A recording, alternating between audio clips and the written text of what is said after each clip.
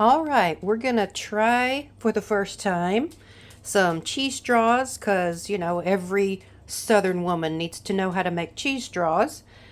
I started with 1 cup of salted butter, which I cut into tablespoon size squares, and then 2 bags of sharp cheddar finely shredded cheese. And then I let that come to room temperature with a little bit of help of 40% power in the microwave because I didn't want to wait that long.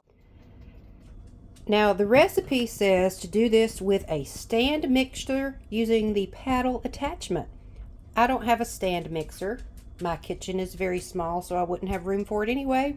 So we're going to see what happens if I try to do this on low speed with my hand mixer. It might be a disaster, but you do what you can do.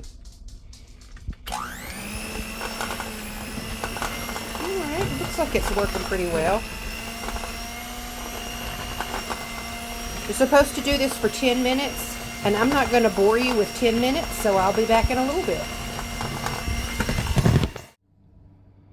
Alright, the cheese and butter are whipped and beaten, and now I'm adding 1.5 teaspoons salt, 1/2 teaspoon paprika, 1/2 teaspoon cayenne pepper, 1/2 teaspoon onion powder, 1/2 teaspoon garlic powder, and 1/4 of a teaspoon of black pepper.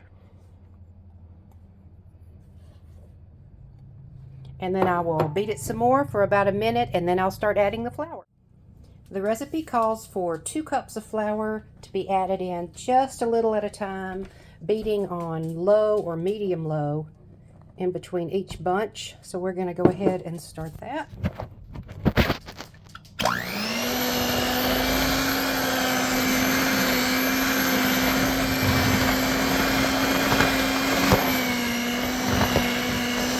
And once I get that all mixed in, I'll come back. The flour and all the spices, butter, cheese are all combined. Now we're going to put it into a piping bag and see if we can make some decent looking straws. When you have ADHD, sometimes you realize you don't have everything right in the middle. I don't have any piping bags, and the little plastic tips don't work very well, so we gotta go buy some. Oh my gosh, it's a birthday wiener dog. I must have this for my birthday, which is less than a month away. Larry, if you're listening. Well, folks, I gave piping a valiant effort, but I cannot squeeze this thick stuff out of any of those tips, no matter how big they were. I guess I'm just a weakling.